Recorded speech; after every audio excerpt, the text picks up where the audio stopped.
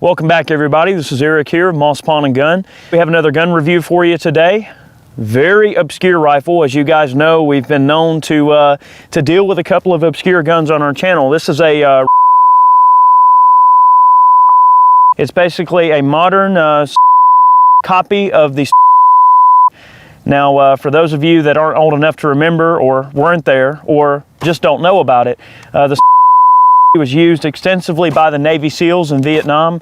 It's kind of sobering, isn't it, guys, to think that if Obama has his way, that your YouTube videos could look just like you saw in the intro there. Kind of hard to do a gun review where we can't show the gun or really talk about the gun. You know, the wording in this new ITAR regulation that's in the Federal Register right now is so ambiguous. I mean, that could be what you guys see. You know, blurred out guns. We can't really say what the caliber is even. We have to leave it up to you to figure it out. That could be construed as a technical detail under these new regulations that are probably going to come down, you know, with the stroke of a pen, you know, from the president's office.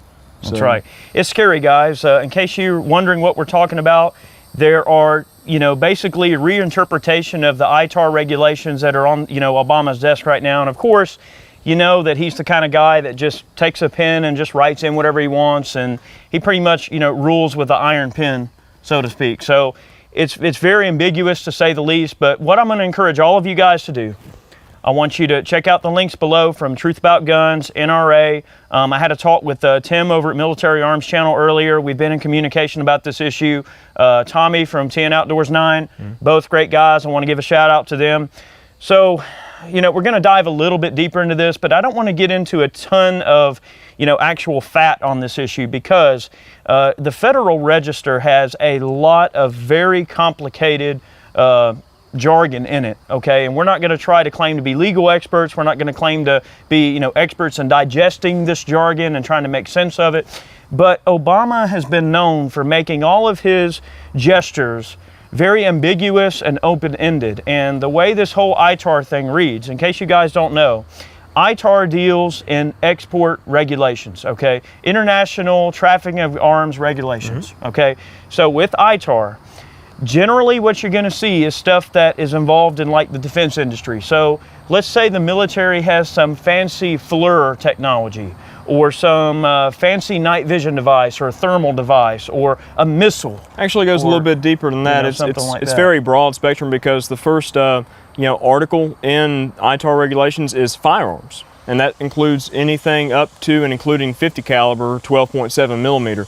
Right. Things above 12.7 millimeter are in a category called guns, and those are like your artillery pieces such as that. But then, as Eric mentioned, you know, night vision devices, FLIR units, thermal imaging, all that sort of stuff there is all put into another category. Military vehicles, tanks, support equipment, all that stuff is under ITAR regulations. But the thing that is troubling about what's in the news right now is the changes to the definitions of technical data, export, re-export, and that really, they're adding the internet in there, and they're wanting to change the definition of technical data to include just everyday details that you or I or Eric or anybody shares about guns. I mean, if we do a gun review, we're going to show you maybe how to disassemble it.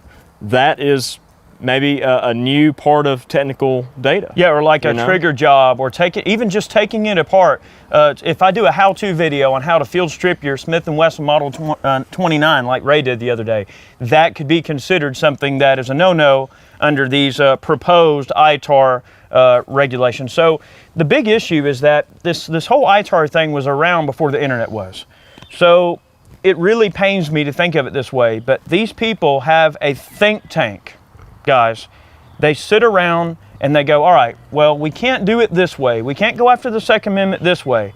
So how else can we do it? And then some guy lifts his hand and goes, well, there is that ITAR thing. Oh, okay, well, how are we gonna, you know, go about that? So then they come up with this way, okay, well, we're gonna go about it the First Amendment route. We're gonna go against freedom of speech and the Second Amendment all in one go. So it's really a double whammy, guys, because what they're basically proposing is to put a muzzle on people like us. Imagine your favorite YouTuber, your favorite blogger, anybody that writes about anything online related to firearms.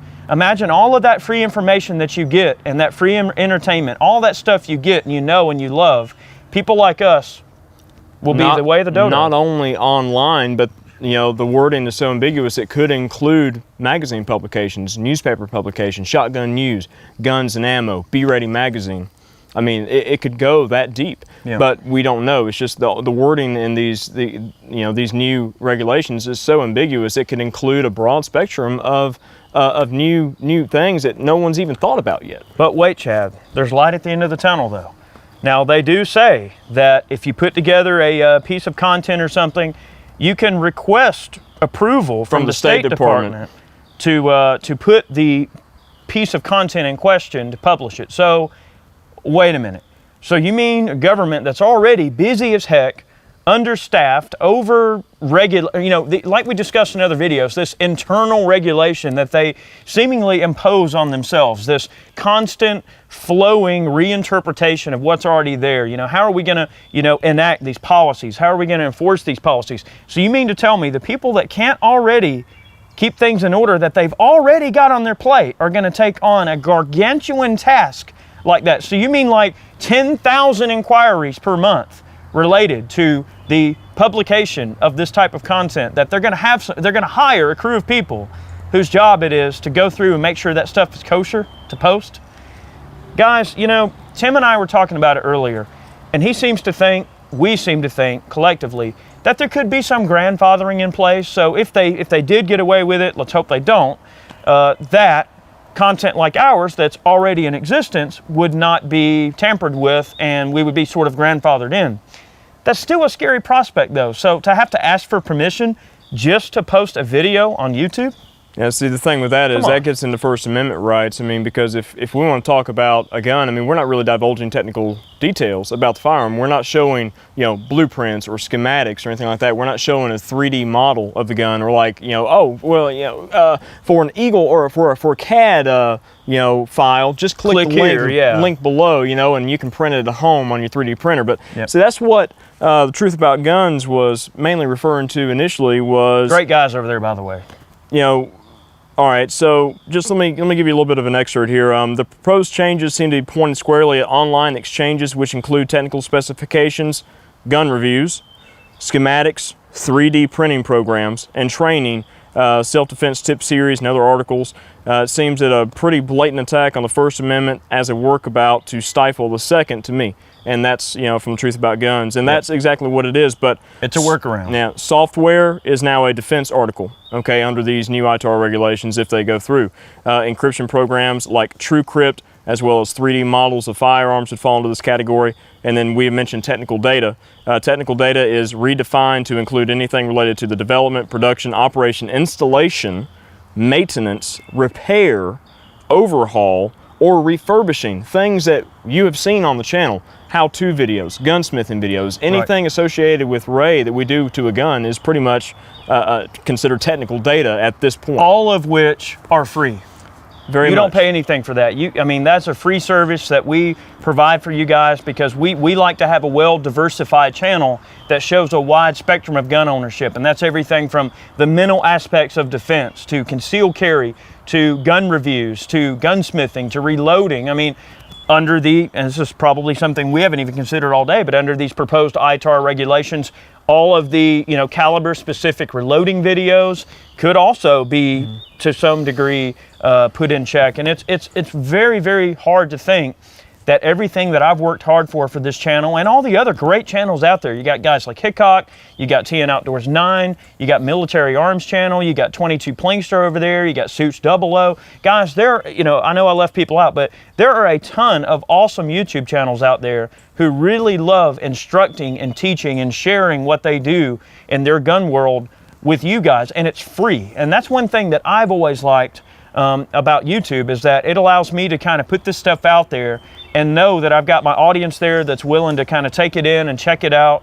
And I pride myself on the fact that it's free, and it's a slippery slope, guys. So what we want to do with this video, we want to make sure you understand this is very serious. If you like watching gun content on YouTube, guys, it's not even about me. It's not even about my channel. It's about all gun-related content on the internet, period.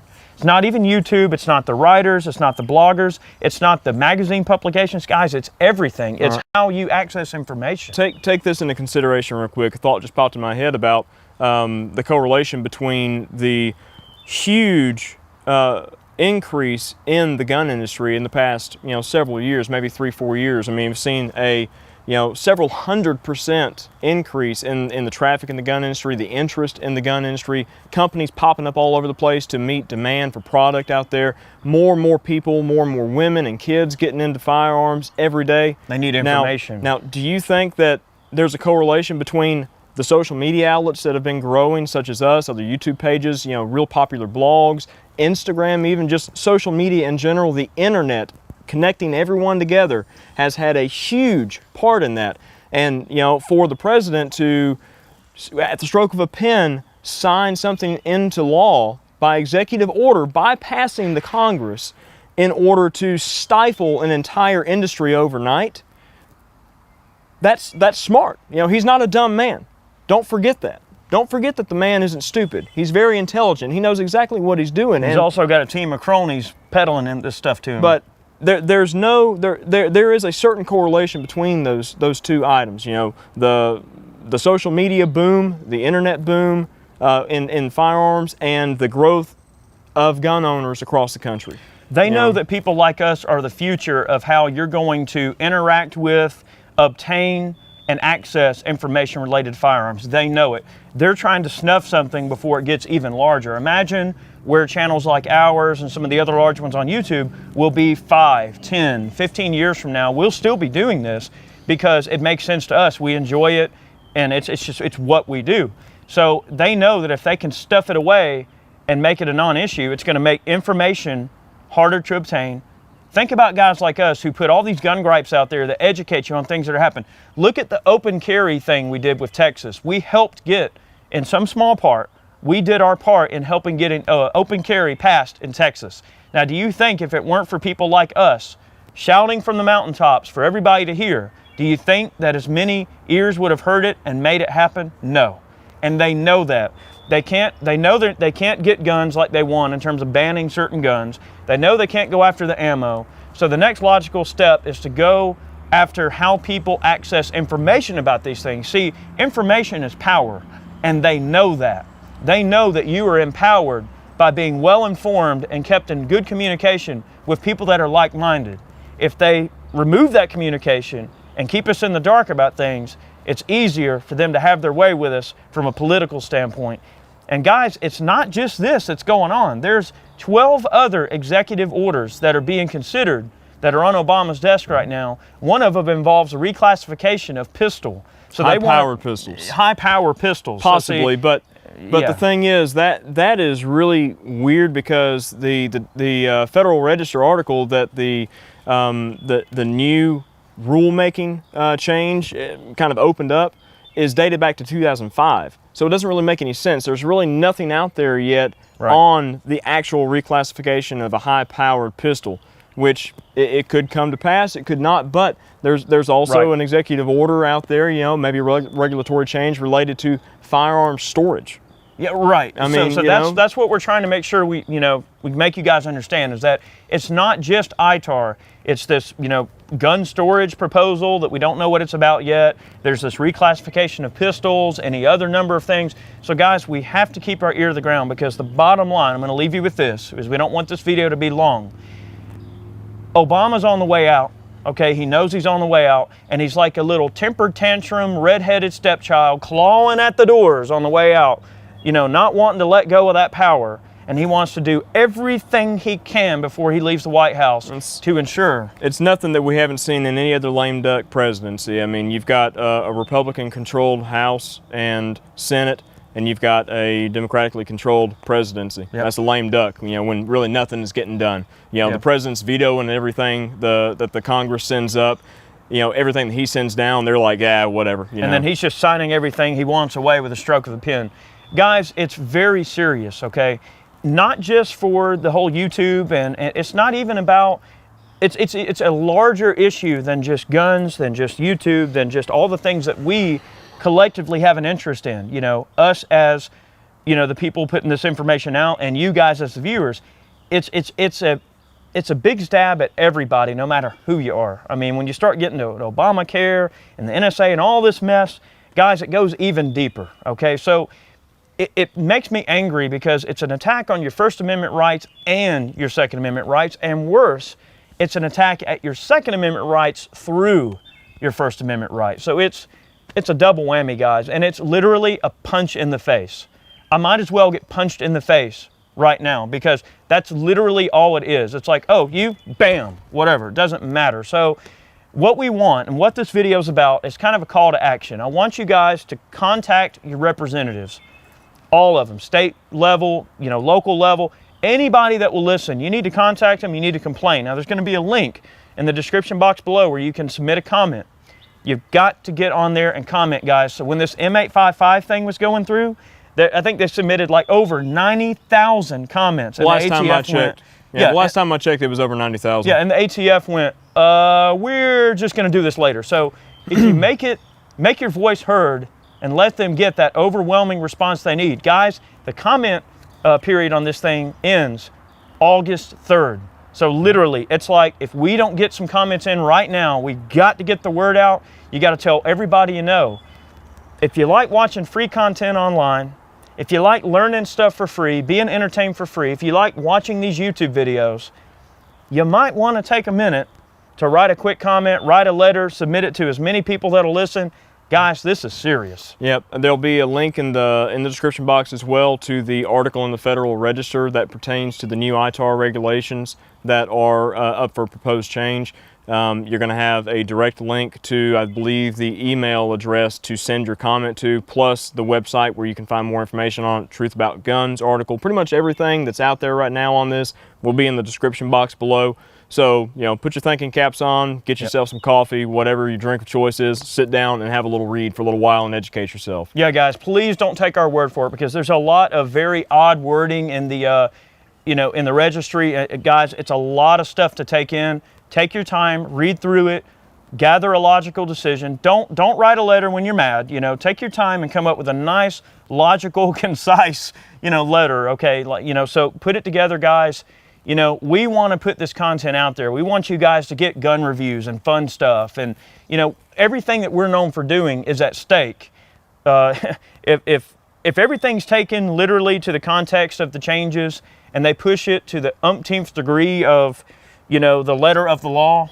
I mean, so what? They're gonna write me up on 882 counts.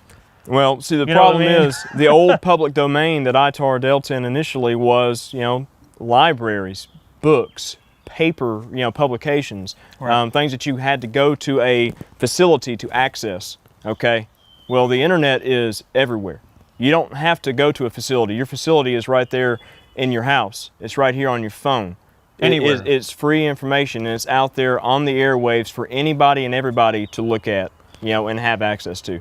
That's where they don't like it, because they're not in control of that information. It's one thing for them to go after your guns, after your ammo, try to regulate the items themselves. But guys, when they start trying to talk about regulating information, guys, that is extremely serious. Serious problem. Not just gun related, but any information. Anytime the government tries to control the dissemination of any information, scary business, guys. I mean, look at North Korea, look at China, where they are highly regulated. There's things that you'll never be able to, Google won't even pull it up. That they won't even allow their citizens to see certain things. And it's really scary for me to think that, so what, one day you're gonna go to Google and look up, I don't know, a review from your favorite YouTuber, and then nothing, white noise. Pretty scary. Scary prospect, guys. Thanks for watching. I know this video was a little bit on the long side, but we wanted to kind of give our input on this, kind of what we think initially. Our opinion could change over time as more information becomes available and more of that information is kind of analyzed and everything. I'm not going to name any names or anything, but there's already been a couple of major players in the gun industry that we've sort of talked to that have gotten legal counsel to kind of look it over, and there's kind of a mixed bag of opinion. So as more of those things begin to kind of get out there, we may rehash this video as more information becomes available. Right now, the word on the street is, it could go either way, the way that it's worded. So that's how they like it. All right, guys. Thanks for watching.